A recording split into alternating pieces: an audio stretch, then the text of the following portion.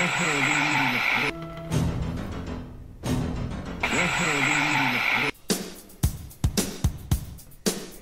sacrifice, dogs and cats living together, mass hysteria.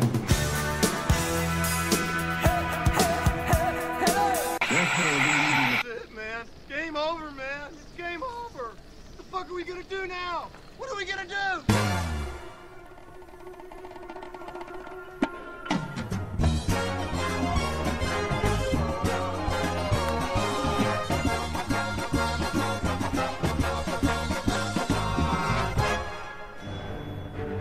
Welcome to Forget Work, Watch Films with your hosts, Tony Howe, Thomas Connors, and Robert Connors.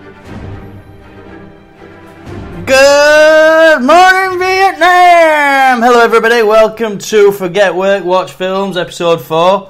I've been trying to think of a way to say hello in the film industry. I thought that was appropriate. My name's Tom. If you're new to Forget Work, Watch Films, it's a weekly podcast about all things film. We're talking about past films coming up, and trying to keep our finger on the pulse of what's happening in film at the minute. Joining me are my co-hosts. One is a dead ringer for Timothy Spall, and the other looks like Christian Bale if he was dragged through a bush backwards. How are we doing? Well, do you know what? I'm quite shocked with that intro. I weren't expecting it to be so energetic. Coiled spring. I'm sat here just thinking about having a cup of tea, and you just shot off like a rocket. But yeah, I'm fine. Yeah, Rob? Feeling pretty good. I'm enjoying things. Episode 4, it's going quite well. I'm enjoying it. So we've got an Instagram now, so we've got a few followers on there. I just want to thank everybody for tuning in and following us on Instagram.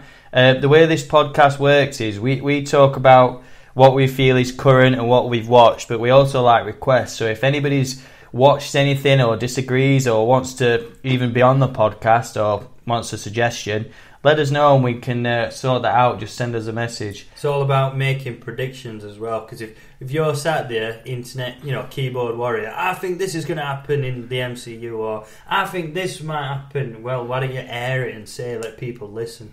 This is your opportunity to get your thoughts across. Obviously, a lot of this will be what we think, but we're also very interested in what you think. Is it opposite to us? Do you agree with us? We like people to agree with us, but we also like people to have a counter argument. So just let us know what you're thinking. Yeah, Instagram is brilliant. It lets us connect with people around the world, and if you are from across the pond, you might think our accents are a little strong. That's from Ireland. Well, we're from Sheffield, so if you're struggling to understand, just think of it like this.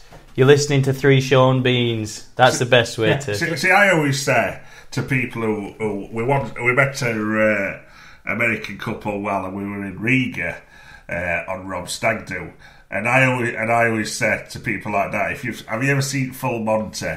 And if you have, then that is exactly what Sheffield is like. It's exactly like the Full Monty. Not that we're all strippers, but the people, the accent. Good opportunity there. We could switch it up each week. What, become strippers? No, this week we're going to interview so-and-so from Instagram. Oh, hi, do you like dags? Do you like dags? Do you like dags? That's a reference to Star. I love that. Right, I love that. What film is that? Gotta win a car. It means dogs. Yeah. What film's that? Snatch. Oh, I've not seen that for a long time. No, I've seen it, but not for a long time. I've got to win a caravan from my mother. Hi, do you like dogs? Oh, the fence is over to us all. Dogs. Yeah. So thank you for tuning in, and we hope you stick with us. So we've got a few things to talk about this week. I've had a couple of requests, and I can't think of anywhere else to start apart from Joker. A new trailer's dropped this week, but also along with the new trailer, all the embargoes have lifted on the reviews. So every reviewer who's ever reviewed a film is put the reviews out for Joker, and nearly every single one is 10 out of 10, 5 out of 5. I know Empire Magazine gave it 5 out of 5. IGN gave it a 10 out of 10. So, yeah, let me hear your thoughts. Have you seen the trailer? What do you think? Yeah, only recently I was a negative. Not for the trailer, I was a negative for the concept. I couldn't see what the need was for a Joker film. Is this somebody had said to you, Todd Phillips is doing a film just about Joker, and this is after Suicide Squad's release? I would just, did, and I just thought, well, what's the point? I don't understand.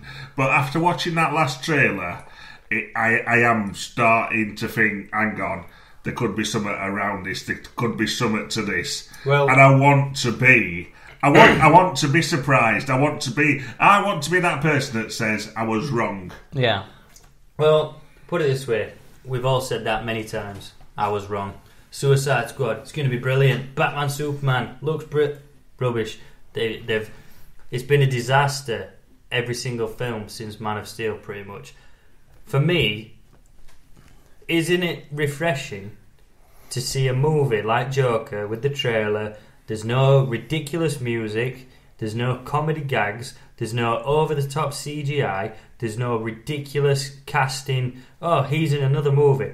It looks like a serious film that looks like it's had some thought and a well-written story put into it. How are you going to get somebody like Joaquin Phoenix, Joaquin, whatever it's pronounced, how are you going to get him to sign up for a movie like that unless you're going to nail it? Now, I know every time you go to Asda, you might look at like DVDs or Blu-rays and he's in some random obscure film you've never even heard of. But he is an actor's actor, is he not? He is. Some would say though that Jared Leto is an actor's actor. He won an Oscar. He won a Best Supporting Actor for his role in Dallas Buyers Club. He was in Fight Club. Let's just point this out, right? A lot of people are not kicking off, but debating. Are you ever going to beat Heath Ledger's Joker? Probably not. But it wasn't just, Heath Ledger nailed the role, but it was everything. It was the story, it was the movie, it was the ambience, it was his cadence, his sound, his look. The soundtrack, you know when you can hear the violins earing in when something's going to happen. It was the whole ensemble. It was everything, weren't it? They nailed that realm, they nailed that character. Jared Leto's character... It seemed to be the more he pushed it out there, the more Joker genuinely looked like he was designed by. I think everybody. Joker genuinely looked like he was designed by a 12-year-old boy. He had the word "damaged" on his forehead. That is not well. It was terrible. It was. I think what each one were trying to do were trying to differentiate itself from the previous one. So once you got Jack Nicholson doing one which was more akin to the 1966 TV show version, and then you got Heath Ledger doing something which was so left field, what could you then do to come back from that? So that's why it were either Jared Leto were going to do something which were going to arc back more to comics, or go even further left field, which is what they did. But now I believe this one is very more back to the comic, even though it is R-rated, it is going to be very gruesome. This one seems to be arcing more back to the comics. If you've ever read a graphic novel called Joker by Brian Azzarello, I was going to mention that. This is so like that put on film. Yeah. I think when he did I can't remember who the artist was, but if you look at that picture, it is like Joaquin Phoenix's Joker, and that was done about what? But can I also, 10, 12 years ago? While you're on that point, right? Why is it? How many different variations of Joker in the comics? Well, that's the thing. There's actually a storyline coming up called The Three Jokers, because there's really been three very separate entities at Joker. You've got like your comedy Joker with probably talking comics, yeah. Your comedy Joker where it's sort of like using like flowers that spray acid. Then you've got your more malicious Joker who'll just cut your throat. But my point is, I agreed with you when they announced Joker. I thought, why on earth? Joker does not need his own standalone movie. It's absurd. It's ridiculous. But thinking about it, and the graphic novel you just mentioned, why is it in comic book law and whatever? It's fine to have all these variations. Did you read this? Why is it when it's on film it's different? Why is there anger? Why do you kick off? So what if they did a film in 1992 about a Joker? Or brought a film out about female versions, I think like Ghostbusters. I think the thing is with comics, because comics are done. people always said to me, "What is your favourite superhero?" I ain't got one because each writer and each artist does a different version of that character. So every artist and every writer that's ever done Joker will do their own version of it. And I think it's understood in comics that that's going to happen. As long as you stick to the integral part of what he is, it's acceptable in comics. Where in film, I think a person who comes and watches a film has a sort of or the idea of what that character should be. So let me put a couple of questions out to you. We talked before about Joaquin Phoenix is in this, and people should be sold on it. Jared Leto is an Oscar-winning actor, and obviously Suicide Squad was a dud. Do you think the fact that Todd Phillips is directing this film makes it any different? Do you feel like it's it's an Oscar? If you've got an Oscar behind you, that means it should be. Yeah, so it doesn't matter which Oscar winner's in the car. What matters is who's driving the car. So the director of the film is the one who makes it a hit or a miss. Now, David Ayer, who directed Suicide Squad, who's a hack. Yeah, but Todd Phillips is genuinely a good director. So obviously, I think you've got. I think a film is a load of ingredients, though. Yeah, and I think you've got to get every ingredient right to make it. If you've got a good director and your star's shit or your writer's shit, you're going to get a shit. To be fair, I think in this day and age, get everything right. That's what I was going to say. Everything's got to be right. Yeah, it has, but the director is the captain of the ship. He's in charge of who's on board. The director, he's the creator. You know, it is. If you're going to direct it, it's like directing a company. You're not going to work with some knobber. This guy, Todd Phillips, looks like he's written the film, so it looks like he's thought about it. It looks like he's put a lot of. But the thing is with him, he directed The Hangover, which everybody loves, but he also wrote and directed Hangover 3, which was just god-awful. He just rode the coattails of it, which I suppose makes sense. Sees the moment, them films were doing really well. Hangover 1 is amazing, though. It is. Hangover 1's great, 2, 3, terrible. So I think you've got to have everything right. You have, and I don't think it matters if you've got Oscar winners or non-Oscar winners. I think if you get the right actor with the right script and the right director, you're on to a winner. Whether it wins Oscars don't mean shit. But it goes back. It's whether it ticks the boxes for the people who watch it. It goes back to the old saying of polishing a turd, though, doesn't it? You've got Jared Leto playing the Joker. Wow, in a turd of a film. What is that?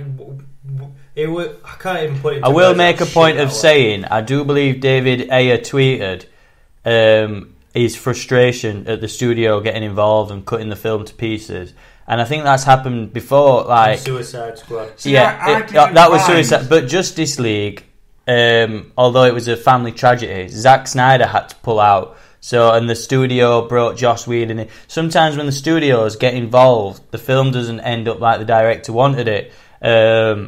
I didn't think Jared Leto were terrible. Oh, he was? No, I didn't think he were. I thought he come at it with his own. He wanted to differentiate his own version of Joker, and the problem with that one was, I think there was a lot more backstory to it. Yeah. I think there was a lot more to be said about, but because it was, rather than in like a Batman movie, it was a side character in Suicide Squad, and put it this way, it was just such a convoluted mess. That entire film could have worked without him in. You didn't need him. He appeared every 20 minutes. You didn't need him. He shouldn't have been in that film.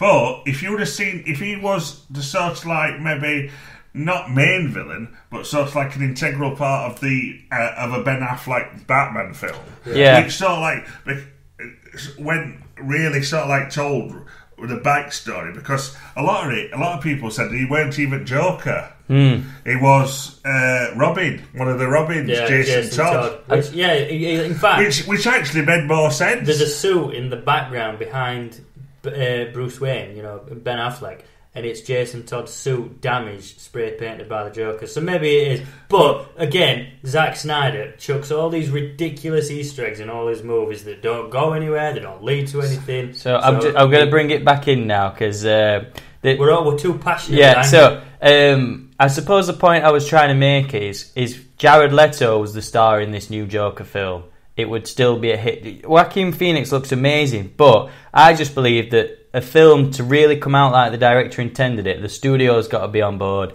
the director's got to have a strong vision, and I feel like in this film, everything like that has ticked the box. So, Joker's set in the 80s, this new Joker's set in the 80s. Obviously, the first Joker's main, although Cesar Romero played him before, Jack Nicholson played Joker in the 80s. Heath Ledger played him in 2008. Who's your favourite Joker? Not just like out of anybody who's been portrayed on screen, who is your definitive Joker? I think Heath Ledger.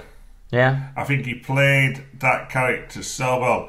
Nothing against Jack Nicholson, but Jack Nicholson, that's a walking part for Jack Nicholson. Oh, it you is. Watch Jack Nicholson playing mad in Shining, One Flew Over the Cuckoo's Nest. He can do it so easy, and that's why he fits so well into that Joker he part. Does. But Heath Ledger, it was just the way that he come at that character was he deserved that Oscar. Yeah. Because it's not easy to take a well-established character that is known around the world. I mean, everybody knows Batman, everybody knows Superman, and a lot of people will know all villains. Yeah. And he took that and come at it from such an angle that he made it fantastic. It frustrates me so much with Heath Ledger because it was such a... You didn't even get to see that movie. I don't even really like to talk about it because it bothers me that much. It annoys me. Like, it's so... It couldn't be any more. That whole trilogy of films is brilliant. It's such a shame he only got to be a small part of it. But, you know, you can't argue with Heath Ledger. There's not been that many on-screen Jokers to begin with, so his competition isn't that great anyway, is it? But it's unbelievable. I don't think I've ever met one person who speaks negatively on it.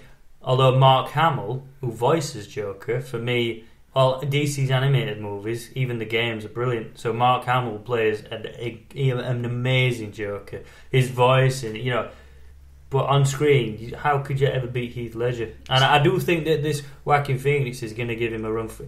And I don't even like saying that either, giving him a run for his money. It's not a competition. He's going to do the same character justice. Yeah. And to me, this Joker film, right, genuinely. Looks like it could work in a Dark Knight style movie, in a Dark Knight style world, doesn't it? It looks real. Let's just add that's from the trailer. We've not seen the film yet, but judging by the trailer, it does look like that. It looks like it fits in that realm. It looks like it's done with a lot of thought, a lot of realism to it. That's what you want to see, innit? Maybe this is DC's realm now. Maybe they need to focus on adults, R-rated movies with dark tales. Do you know what I mean? Well, I think what DC have always tried to do in the comics rather than Marvel, and this is maybe what you're trying to say that they can do in the movies, is sort of like, even though these characters are so fantastical, there is some basis in reality.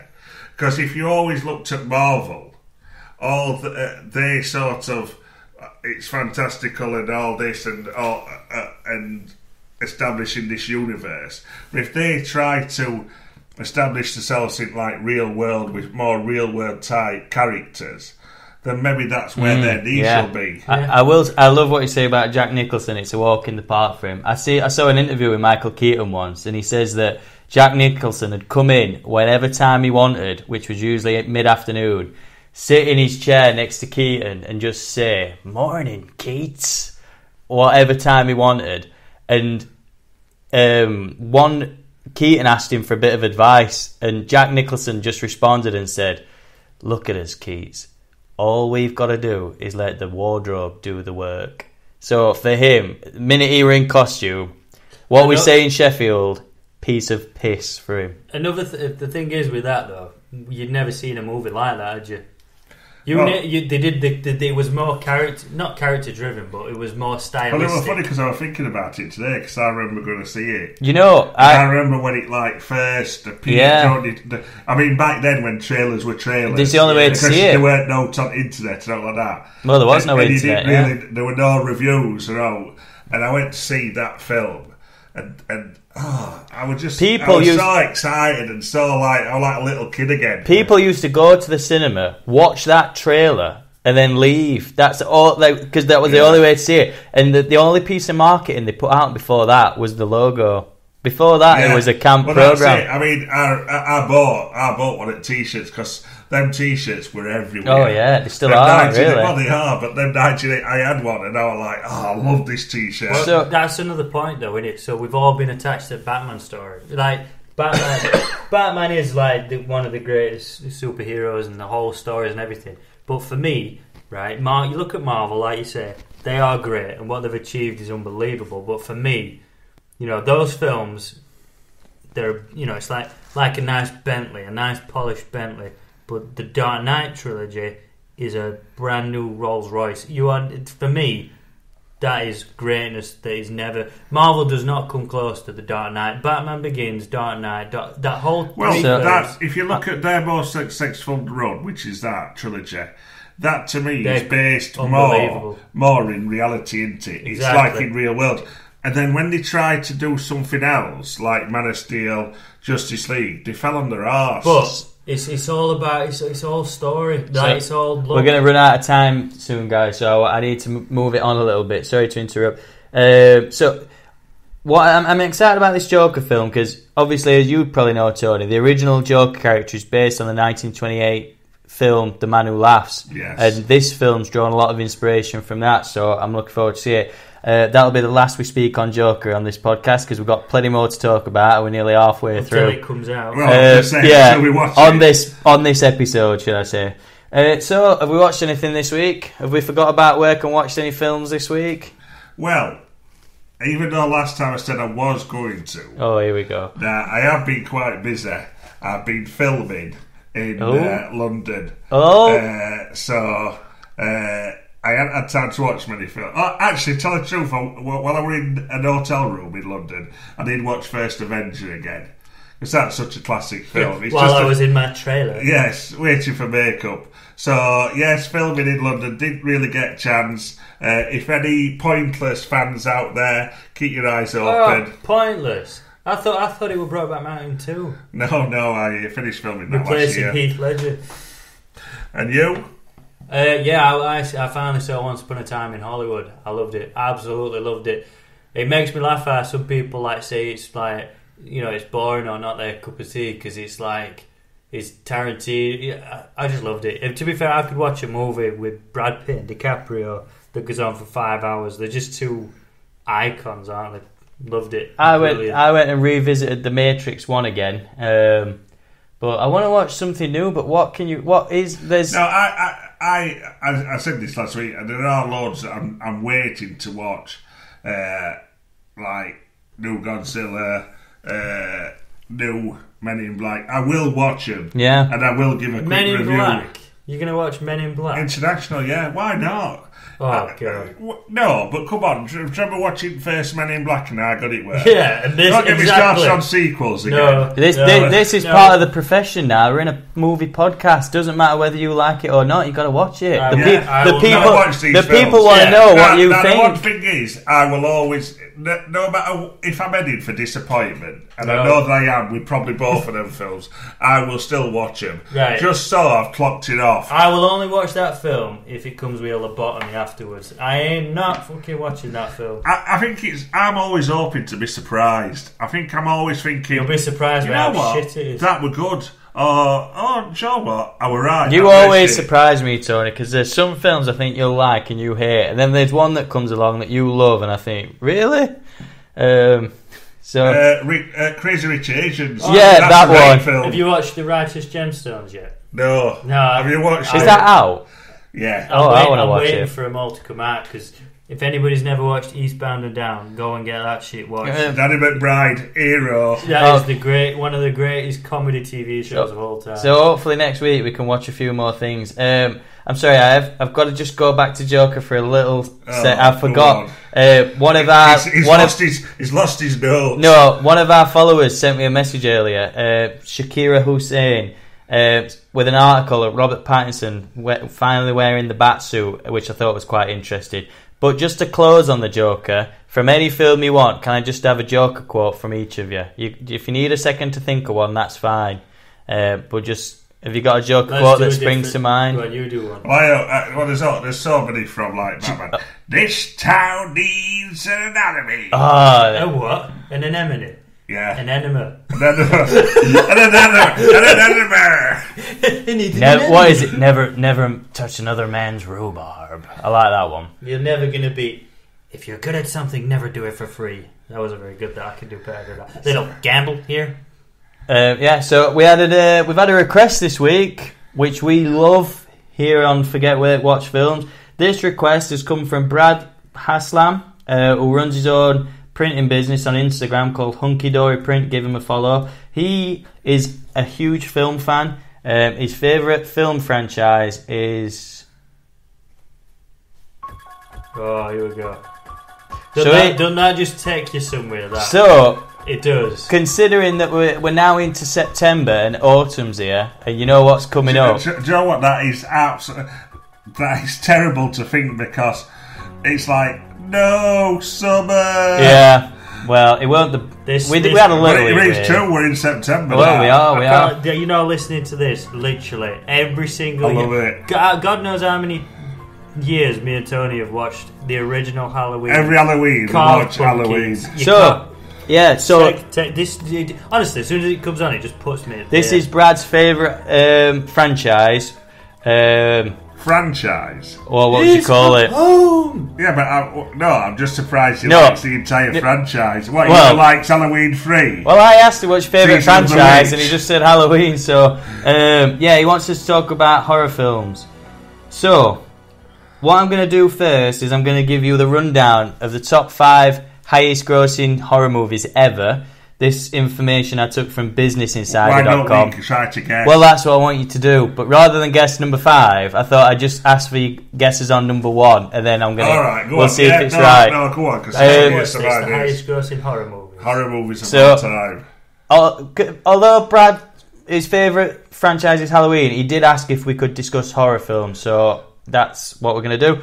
Can I just have a... This should be a short conversation then. Yeah, Tony's not a fan of horror films. So, guys, get those predictions locked in. What is going to be... And I hope you're not looking at my chuffy notes, you monkey. I'm not looking at it. Can't read your writing. What's the highest grossing horror then? No, I thought we were going to tell us 5, 4, 3, 2... Yeah, but I want to know number 1, because if I give you 5, 4, 3, it'll narrow it down. Now, let me just give...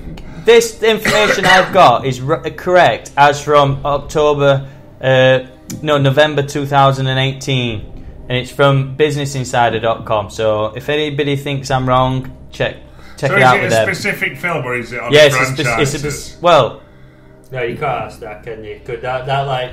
Well, it's because I'm struggling now. I'm thinking it's going to surprise us, and I think it's something recent. I don't think it's Paranormal Activity, but they were massive, weren't they? So.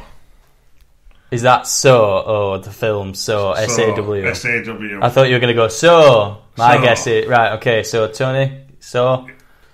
Is it on there? We'll find out. Do you know what? I might go with the newest Halloween movie. The newest one that came out last year. The revisit. The reboot. Right, so, number 5 is... Signs with Mel Gibson. Surprising entry, isn't it? No. This is what's stupid about horror films. This is why it's not an horror film. How's that an horror film? It's M. Night Shyamalan. Right, you say how's it horror film, but that is the only film I can remember that absolutely petrified me. Horror could be out. Horror could be you. No, but I don't think of that as an horror film. So what we can't spend too long on each of these films because we've only got 15 minutes left. I want to give you a fact to take with you about each of these films. Only a simple fact. Did you know? This is a did you know Forget Wait Watch Films fact. Mark Ruffalo pulled out of that film because of a brain tumour. Did you know that? That's not an excuse. Although it was benign, so he's okay. What, the film? Or? Do you like that film? Gamma radiation. No. I do. So, number 4 is... a classic horror film. Tony's looking at me confused. Let me tell you. It's not the Magic Roundabout, Tony. I think this is the greatest movie poster of all time. That shot of him stood outside house, under lamppost, with his briefcase. That is such iconic. I've only just got what it is. Exorcist. Rubbish. Rubbish. I remember, no. Go sit in your anemone. But I remember when this like first come out and it was banned. And you couldn't get it on video for Love Nor Money, and like it were banned. Somebody got hold of You know what? What I want to say on that is my mum used to let us watch anything when we were younger. Social services, leave her alone. But that is one film she would never let us watch. I used to go around telling people my dad watched it twice in cinema, and I think he did, but he don't give a shit about films, so he probably didn't watch it. My fact for you on this film is the director used to hire somebody while filming to fire shotgun blanks in order to scare all the actors shitless at the same time. I'm going to do that next week on podcast. Keep you on your toes. Signs, by the way, number 5, that grossed 408 million. The Joaquin Phoenix is in that, isn't he? He's in that, isn't he? Well, he actually replaced Mark Ruffalo in that film. Signs grossed 408 million. Now, these figures aren't adjusted for inflation, so maybe today it'd be more. Exorcist grossed 441 million. Now, the third one, some would say it's not a horror, but at the time, it scared people to death. They were too scared to go in the water. Jaws. Yes. No. That's horror. No, I will agree with you, because seriously, that shit me up, and I still won't go in water if I can't see what's under it. It was terrifying, seriously, because your mind starts playing tricks. Yeah. And that first bit where, I know it's horrible now, but you find like a bitter in hand. Oh, yeah. Do you know which one? Do you know which one I think's best? Jaws 4, The Revenge. With Michael Caine. Jaws' missus comes tracking down family. Have you ever watched Jaws 3? Yeah, because it's 3D. So when you ever watch it on TV, everything is like, what's this? Pointing at TV, or I can imagine stuff like moves towards TV. That is supposed to come out. That's a classic. Do we know any facts about Jaws before I hit you with the only one that I could find really that were interesting? Well, I know loads of stuff like Shark would work. And Jaws is literally by definition the first summer blockbuster ever. Jaws coined the term blockbuster. That was the first film to be known as blockbuster, because people used to line up round the block to go and watch it. Now we're into the top 2. So how much did that make? That made 470 million. Which I'd say well, that's good for it. Spielberg at his best. I tell you what, if you've not seen Jaws, you need to watch it. Well, if you've never seen Jaws, there's something wrong with you. I bet there's a few people, because it is a bit. Some of it is dated now, but it's classic. Yeah, no, but it's right. Can you think of a quote from Jaws? Apart from the obvious, you're going to need a bigger boat. No, it's we're going to need a bigger boat. You know what? I don't think I do. Get out of the water! There's a shark! Okay, so any guesses? You know what you know what 5, 4, 3 is? We've got his guesses locked in for 1. Any guesses on 2? So you guessed that for 1, Tony. I know there's about 8 Saw films, but come on. So no guesses. Well, if you're going off the name of this film, it should be in 6th place, because this film is called The Sixth Sense. That is an absolute classic film. You're not a fan? Don't give me this shit. No, I don't like it. Don't give me that shit. How could you by the way, while we're discussing this film, let's try and avoid any spoilers, because what happens in that film, if you go into it not knowing, it is twice as good.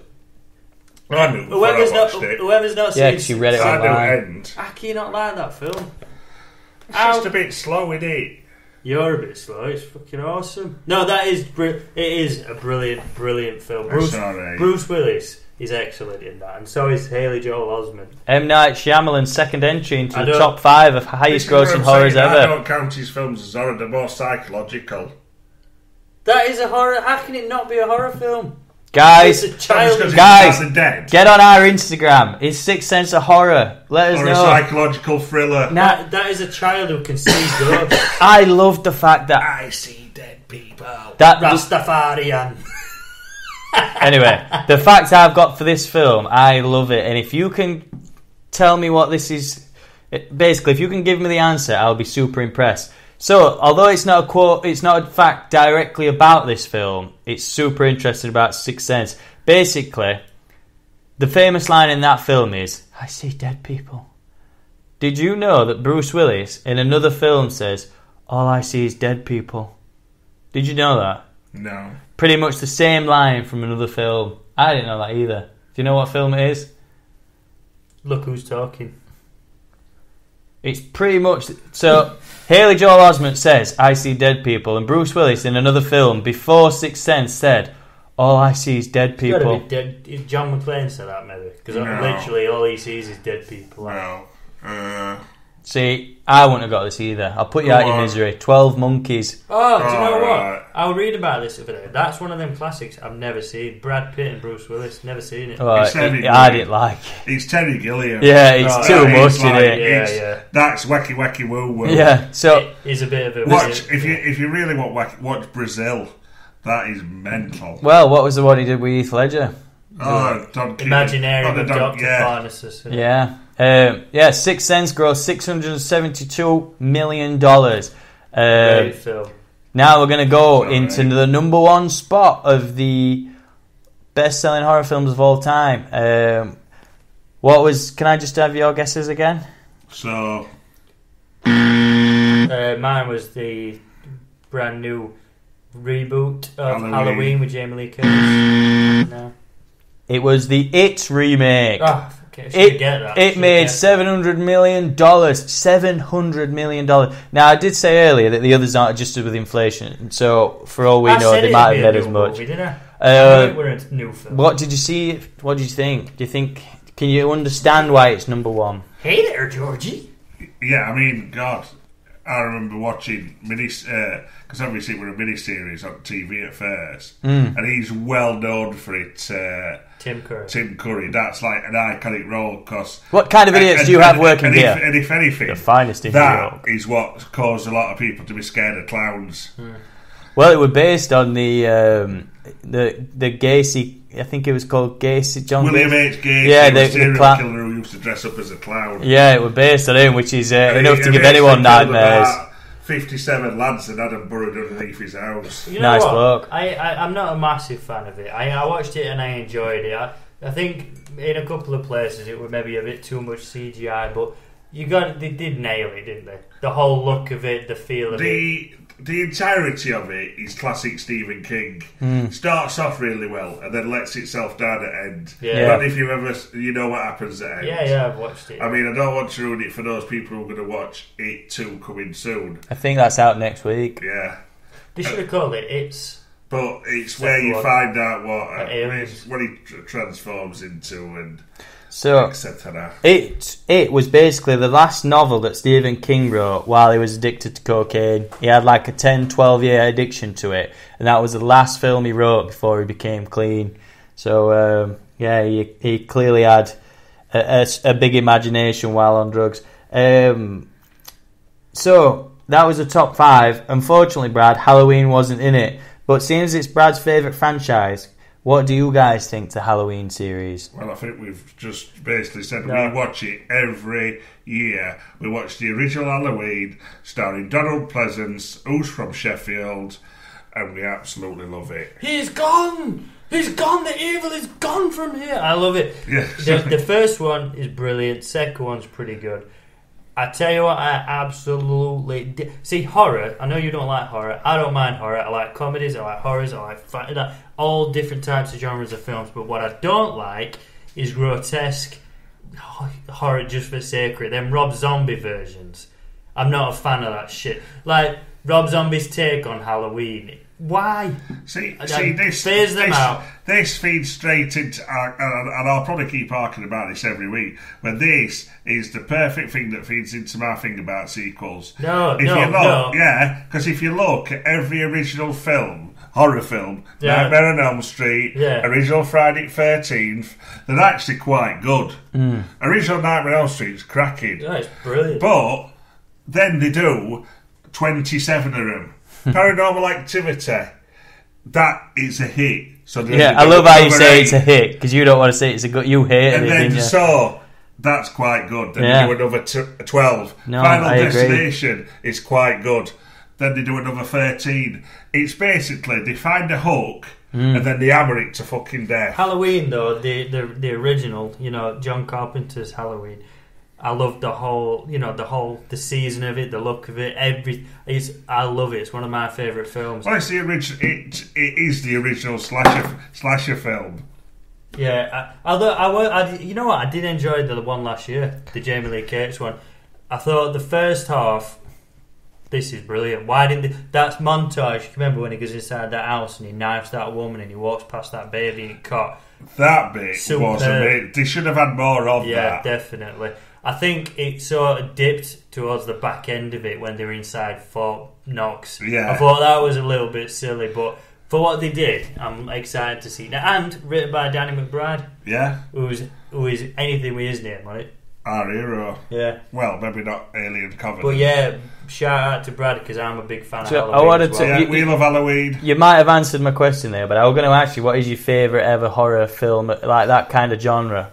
Is it Halloween? Of the slasher ones, I would probably say Halloween. Yeah, it is a classic, isn't it? It's so good. Mm. But I think this probably goes with anybody who knows me knows that I'm a massive fan of that time of year. Halloween, the autumn, I love it. So here comes Halloween. Here comes Halloween. Halloween, the movie. It's just the seasonal. It's like one of those Christmas films you've got to watch at Christmas. Everybody loves it, don't they? Halloween. It's brilliant. Well, there's probably I wouldn't say there's a lot of Halloween films, but to me, do you mean like Halloween type of year films rather than Halloween franchise? I mean, Trick or Treat's another one. Well, I didn't want to mention that because I was thinking I'm going to save it for when we do a little Halloween special in a few weeks. So I just wanted to say there's a lot more in tank. Is if they had to be one. That is, to me, iconic. Well, we're going to have a Halloween special. And I tell you what, Brad, if you hit us up, we'll get you on. You can have a little chat about Halloween. So, while we're on about scary movies, can you remember a film where you were actually scared? Where you were petrified? Where you really thought, oh, God. I know one for you. Go on. When you were a child and watched Salem's Lot. Oh, yeah, God. Yes. I forgot about that. Salem's Lot was that? Absolutely freaked me out. Did you forget about that on purpose or subconsciously? The psychiatrist has got me out. Never looks at windows again. The last film I remember jumping at, and that were with Rob, is we were watching Conjuring. Oh yeah. And his missus knocked up window while we were watching it, and seriously, we were both on roof. Do you know what? I remember when I was a child, I think I must have been about 12, and I had telly in my room, and I flicked through channels, and I thought, looking for that late night Channel 5 film. Oh, have you seen trailer for J-Lo's new movie, Hustlers? No. That looks pretty good. Anyway. Well, they're all strippers. Anyway, so that's not scary. What were I going to say? Oh yeah, when I was a child, I flicked the channel and put The Shining on, and I thought, oh, it's Shining! Within 10 minutes, I was traumatised. It was the bit he goes in the bathroom and he sees that woman in bath, and it's like old woman. She's like, she's attractive and walks up, her hair falls out, scared me to death. But I actually genuinely enjoyed Paranormal Activity. They scared the shit out of me, and I think I'm going to rewatch them this Halloween. Yeah, Salem's Lot I think got me because before then vampires could only get you at night. And they seem to strike all the time. Like even in day, this bloke gets done in a grave. I know we're wrapping it up in a minute, but I think this week I've spoken a little bit quicker because I listened to the last one's back and I seem to just drone on a little bit. So if I sound like I'm on speed, that's why I want to try and cram. No, he's on cocaine that Stephen King stopped taking. Yeah. The only film that I can remember really scaring me, and when I mean scare, I think with these films you've got to watch them, and you've really got to watch them. No distractions. You've got to be submersed into the film. And I remember watching Signs. And oh my God. I know you probably don't understand how. But because you didn't know what they looked like, and then the banging on the door and this house in the middle of a farm, oh, it scared the life out of me. Have you ever seen... that one? God. We've got about a minute left, Tony. Quick. Pussycats at Third Kind. No. You've never seen that? No. Watch that. I because will. That basically follows that same thing where you don't see aliens, but they're knocking on door and they're coming down chimney. Yeah. It's intense. So that's your viewing for next week. So to me, I will say on horror, sales don't mean scary. It's whatever triggers something for you and scares you. But that's it for this week, guys. Thank you, Brad, for your suggestion. Guys, we're on Instagram. It's Forget Work, Watch Films. Follow us, share it. If you want to be involved, shout us out. Yeah, thanks everybody for following, listening, whatever. And feedback. I enjoy hearing people's feedback, And share Share us like your best you pizza. say, heal the world. So guys, make it share. that's good night from us. Forget work, watch films. Goodbye. Bye. Toodaloo.